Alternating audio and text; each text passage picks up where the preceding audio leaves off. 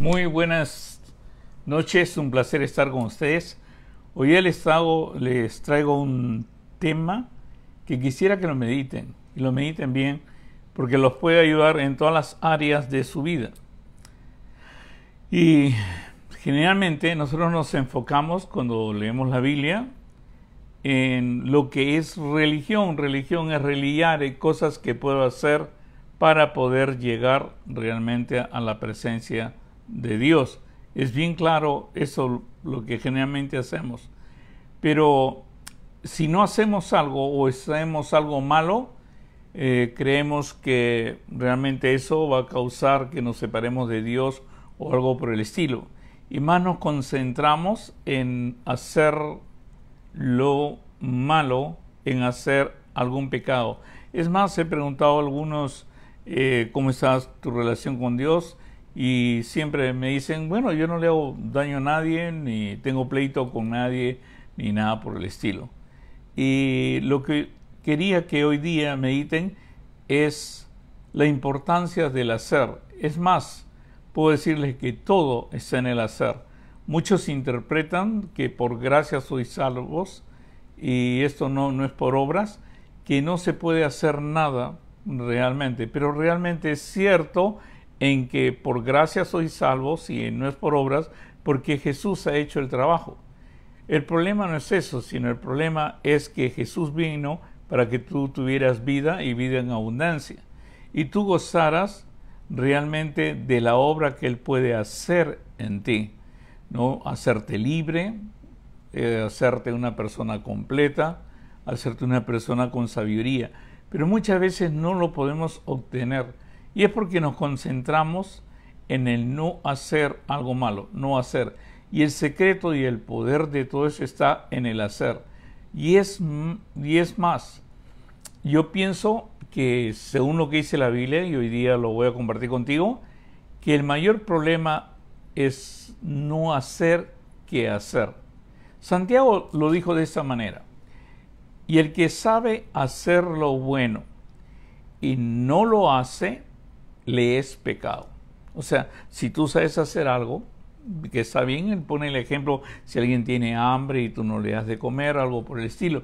Pero el que sabe hacer lo bueno y no lo hace, le es pecado. Y es uno de los grandes problemas que tenemos como sal y luz del mundo.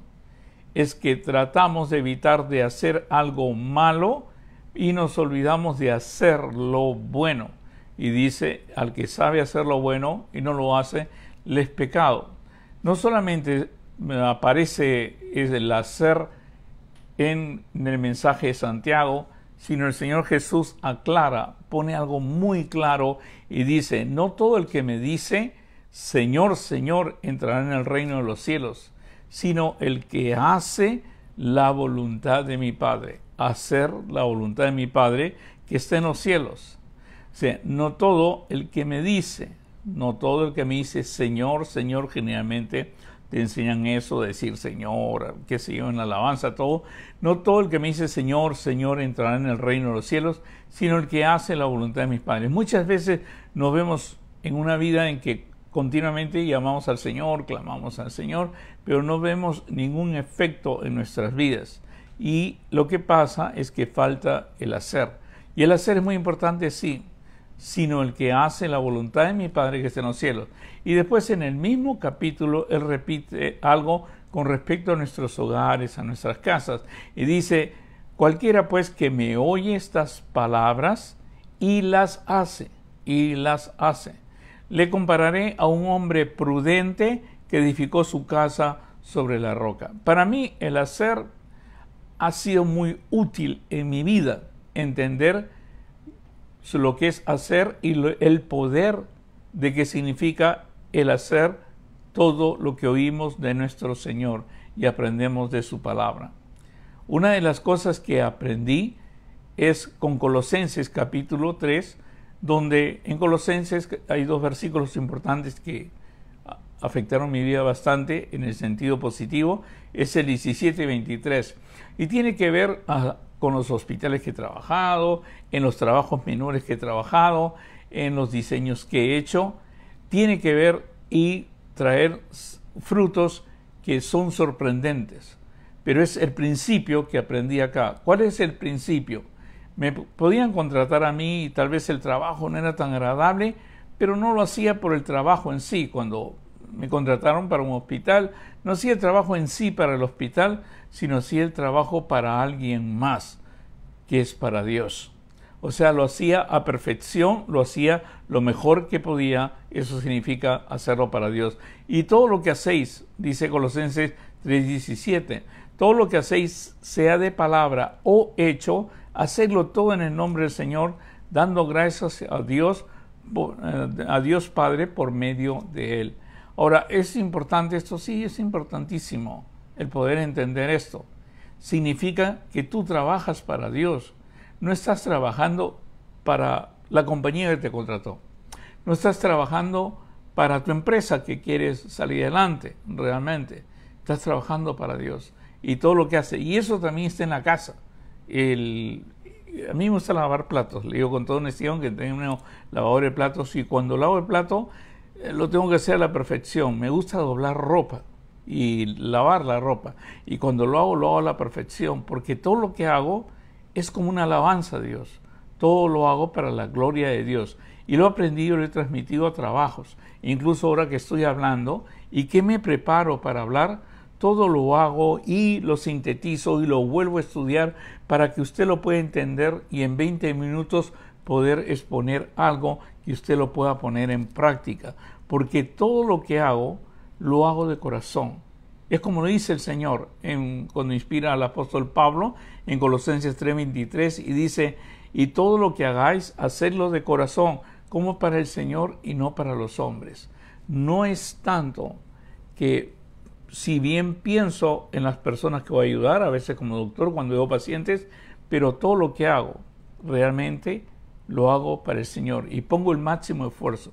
Hay muchos que dirán que es muy cansado ver personas que tienen problemas y verlas todos los días y hacer un esfuerzo más grande.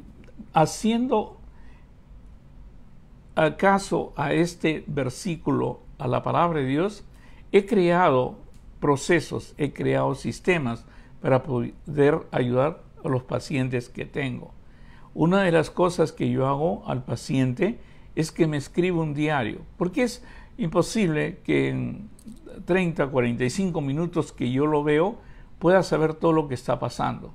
Pero si la persona por 10 días me escribe un diario y me comienza a contar todo lo que ha pasado, me voy a dar cuenta cómo le afecta su dieta, me voy a dar cuenta cómo está sus emociones durante el día, cómo se levanta, cómo se acuesta, cómo es la relación con sus hijos, cómo es la relación con su esposa, cómo es la relación con su trabajo, en qué momento se siente cansado, en qué momento se siente con ganas de trabajar, y puedo entender mucho más a la persona para poderlo ayudar y ayudar a su cerebro, por supuesto. Y por eso es importante saber de esta persona. Pero, ¿qué doctor? Póngase usted a pensar. Usted le escribe y después se lee un email que usted le manda, lee un diario y le responde.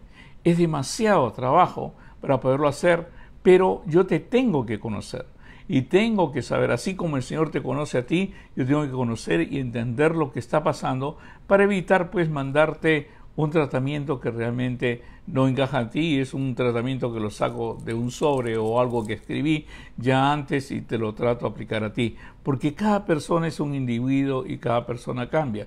Ahora, ¿por qué hago esto? Porque todo lo que hago, lo hago de corazón, porque lo hago como para el Señor, lo hago para el Señor y no para los hombres.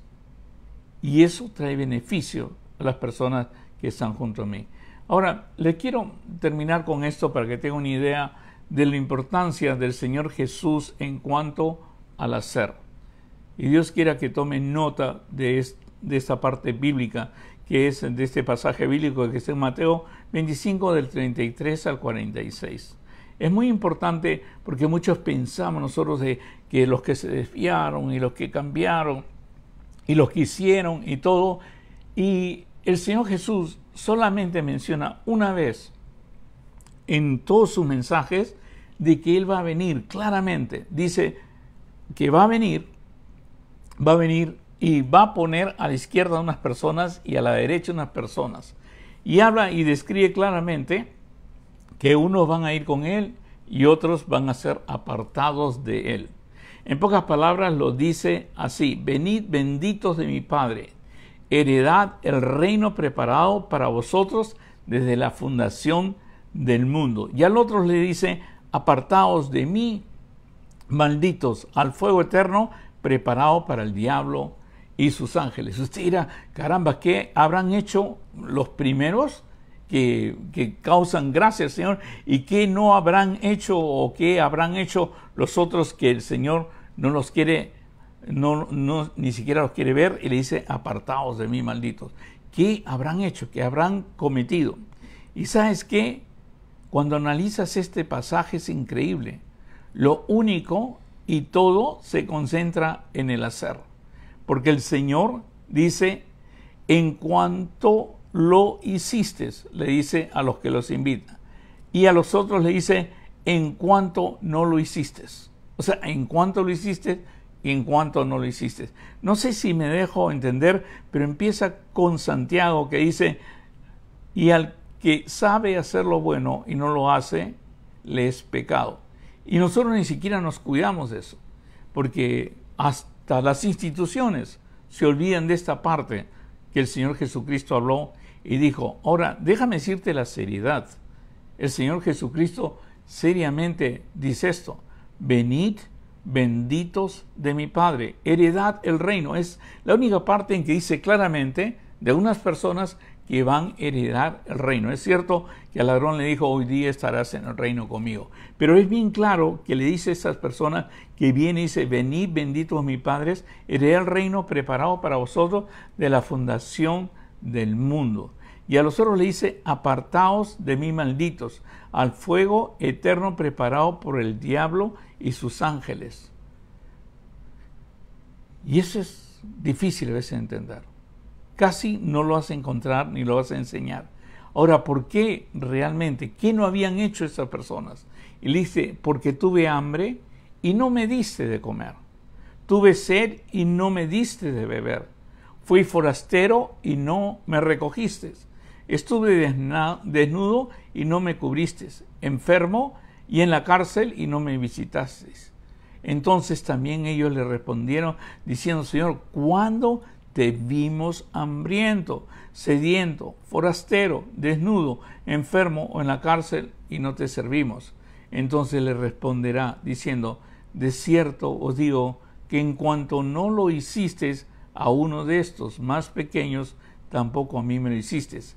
E irán estos, y termina, e irán estos al castigo eterno y los justos a la vida eterna. Yo sé que a ti te han enseñado: pasa adelante, acepta al Señor Jesucristo, levanta la mano, haz una oración y ya.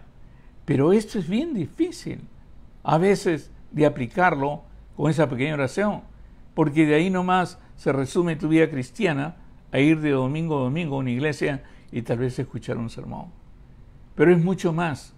Y yo pienso que el no entender eso hace que nosotros no estemos cambiando el mundo en este momento. Que no esté cambiando primeras escuelas cristianas, primeros hospitales cristianos, primeras personas que cambiaron, hicieron un entendimiento, que hicieron un gobierno, todo cristianos. O sea, la influencia cristiana ha sido grande. Establecer paz, establecer. El Señor nos dio la Biblia. El nombre de la Biblia antes era caña, y caña, canon, caña de medir. Es lo que dice la Biblia. Ahora nos guiamos de todo. Para nosotros, por supuesto, es importante la Constitución. Pero la Constitución, el espíritu de la Constitución fue escrita en base a la Biblia en Estados Unidos. Pero nosotros hemos desechado la Biblia. Ni la consideramos por el estudio, ni la aplicamos. Pero no solamente es la teoría o la doctrina de la Biblia, sino la práctica de la Biblia. ¿De qué se trata eso? Y según lo que les he dicho, cuando venga el Señor, nos lleva pues al reino preparado para nosotros por lo que hemos hecho, no por lo que hemos dejado de hacer o no hemos hecho. No hemos hecho daño a nadie, no hemos peleado con nadie, no, es lo que has hecho. Ahora ponte a pensar, si tú tuvieras una institución, una iglesia que hiciera esas cosas realmente, ¿cómo cambiaría la cosa? Ahora, nosotros generalmente hacemos una iglesia, predicamos solamente con la intención de que las personas sean salvas y lleguen a salvación, pero no tenemos realmente ni el espíritu de poder llegar a los demás, no solamente es como la satisfacción de una necesidad espiritual, pero no una necesidad física real que nosotros debemos dar a la persona. Ahora, no se trata que la iglesia lo haga, sino usted lo haga como sal y luz del mundo, porque es algo directo a la persona. Dice, porque tuve hambre y me diste de comer. Usted debe conocer a alguien que pase por hambre y tenga una necesidad. Dele de comer. Tuve sed y me diste de beber. Fui forastero y me recogiste. Usted debe conocer personas que recién vienen, personas que están pasando por problemas. Ahora, no dice, porque tuve hambre y el gobierno les dio de comer. Porque tuvo sed y el gobierno les dio de beber. Porque fui forastero y el gobierno me puso en un hotel. Y porque estuve desnudo y el gobierno me cubrió. Y estuve enfermo y el gobierno me visitó y me curó. Y en la cárcel y el gobierno tuvo cuidado de mí. No, dice usted. ¿Se imagina si usted lo podría hacer individualmente? ¿Cómo cambiaría? Yo he visto a muchos, senadores, congresistas, por cuestión de política, ¿no? De que piden, he visto artistas de que lloran porque entraron por las fronteras y comenzaron a venir muchas personas sin control, no tenían dónde ponerlos y lo comenzaron a poner en hoteles, lo comenzaron a poner en escuelas, comenzaron a poner en todas partes, pero ninguna de esas personas, ninguna que lloran, que ponen, han recibido a una persona. Hace poco salió una artista, que ni me acuerdo, gracias a Dios, su nombre, salió llorando, haciendo... La artista esta tiene 17 dormitorios en su casa. Nunca ha puesto a una persona en su casa, nunca. Nunca le ha dado de comer a una persona. Y lo que se trata es a nivel individual. La iglesia realmente es un cuerpo. Cada miembro es importante. Y la iglesia debe trabajar y ser sal y luz del mundo a través de sus miembros. Ahora, cuando usted pone en práctica esto, no tiene idea cómo cambia su vida. Verá cómo el Señor siempre provee lo necesario para que usted tenga para ayudar a los demás y poder ayudar realmente al que está desnudo. El Señor le va a dar la sabiduría para enviarlo a un hospital psiquiátrico como donde he trabajado y poder entrar a sitios donde nadie visita a estas personas. Personas que están incluidas por cierto crimen o por algo por el estilo, que la sociedad misma ya los ha olvidado. Incluso brilla por ausencia la iglesia en estos hospitales. Ahora, pero Dios lo pone y usted se dispone a Dios y Dios realmente lo lleva a sitios increíbles.